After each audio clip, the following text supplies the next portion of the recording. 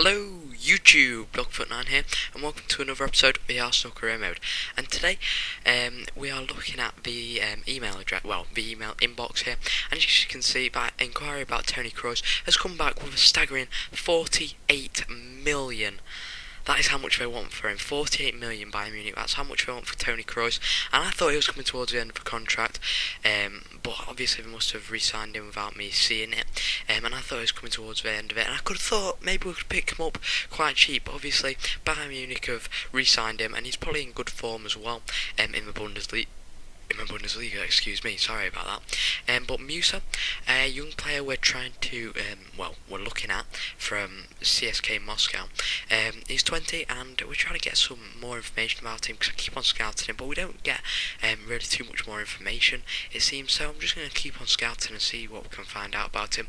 And as you can see there, as usual, we're quite low on stamina and fitness. That's one thing which maybe we need to improve about the squad, because I like to have quite a fit squad to go out with. I don't mind players on the bench having quite low stamina, or like in the green stamina, as long as they're good.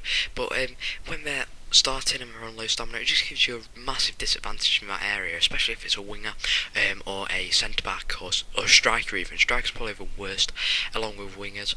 And then once you get into centre backs and they're a bit slower, then it is a bit annoying too.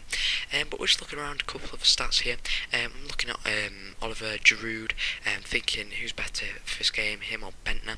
But I think I did eventually decide to go with Oliver Giroud.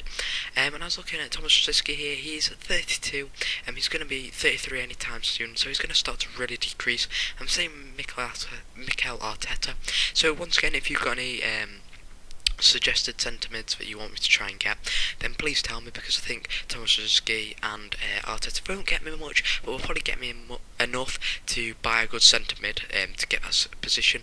And as you can see there, Jack Wilshere, he isn't really improving too much, and I want him to, because he's a really good young player and I really want to see him improve a bit. But Jerome Boateng, he's just signed and he seems to be playing quite well for us. As you saw there, Theo Walcott I think wanted to be played in this game, so I decided, you know what, I'll let him play, because it is against Real Madrid and it's our first game in the Champions Cup. And Diaby there, I've decided to start him because obviously Real Madrid are a really good attacking side, so I need someone solid in the centre defensive mid slot. But as you'll see in this first goal here, Ramsey gives away the ball and I just can't find Diaby anywhere, and we get straight through. Bale just absolutely destroys Koscielny there, and we can't get a cross in time because I thought he was going to pass it maybe, but Bale just puts it straight past my keeper with that left foot of his. And he's playing for Real Madrid there. In real life he hasn't been playing as much as he was at Tottenham, because at Tottenham he seems to be playing every game, but I think he is a bit injured at Real Madrid now, I can't remember. But Walcott showing his absolutely brilliant strength and balance, I think it was a bit there as well. It gets it into the top of the net, and you know what, he's going to call in Ramsey and Diaby, our two centre defensive mids, and you know what guys, we need to kind of tighten up the defence to stop them scoring against us, and we did. And again in the Bernabeu, that is really good. It's a really good match to draw, because Real Madrid at home, they are absolutely brilliant, as you know, Real Madrid anywhere are really good. So it's just really good to be able to pick up that result. And as you can see, Jerome Boateng and Theo Walcott thanking me for playing them in that match. And Jerome Boateng is saying he's really happy with all the footballers getting, but when you've only got 4 centre backs, you're gonna have to be playing them quite a bit. And if one of those right backs or left backs drops out, then we're gonna be really tight.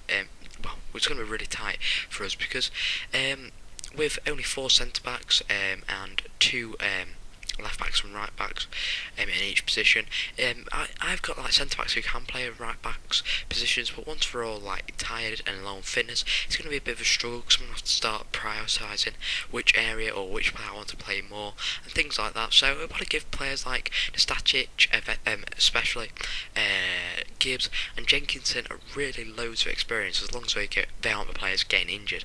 But as you can see here, I've got loads of information about wingers in the Box Premier League, which I didn't really need, but I narrowed it down to Nathan Redmond and Zaha, because I know they are going to really grow in this game, because they are just really good promising talents. Unfortunately though, he has just been bought by Norwich, Nathan Redmond, which is a bit unfortunate really. Maybe I should have picked him up in FIFA 13, because I think he was getting close to the end of his contract. I don't know.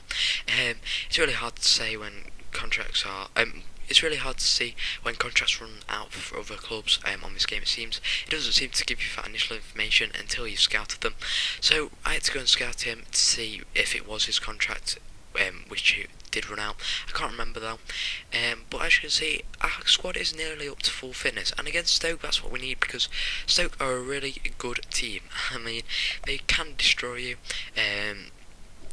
with their throw-ins and their high and Peter Crouch and I can't remember, Ken Wyn-Jones, I think Ken Wyn-Jones, who unfortunately has been downgraded in this FIFA.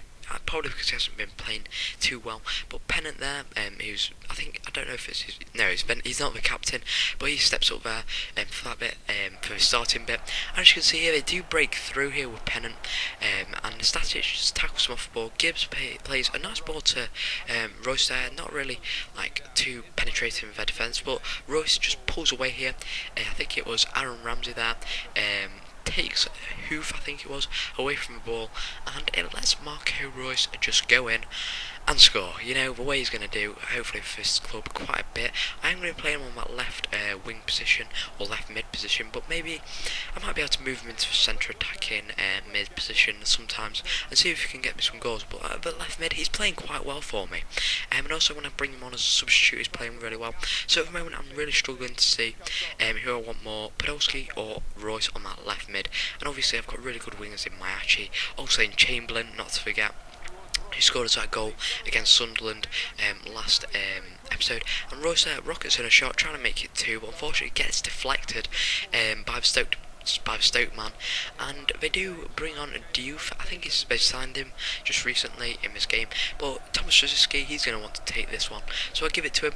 And you know how corners are OP in this game, and Thomas Marlon, a player with, I think it's 95 jumping, him and Koscielny, 91 for Koscielny, 95 for Thomas Marlon, makes him absolutely amazing at corners, and that allows us to get another goal. And Szczesny played an absolutely brilliant game today, another brilliant catch there from him, and Giroud gets onto the ball here, passes it through, no, I think it was Sonogo, gets onto the ball, and passes to Walcott, and Walcott, once again using his balance, pushing off that left back, and we cross it in, and Sonogo gets his head on that. That's really good from both Walcott and Sonogo, as Walcott before in that Real Madrid match didn't have Marcelo on his back because he was too far up the field, but there he did have a right back on him, and Sonogo was just calm and composed in the box.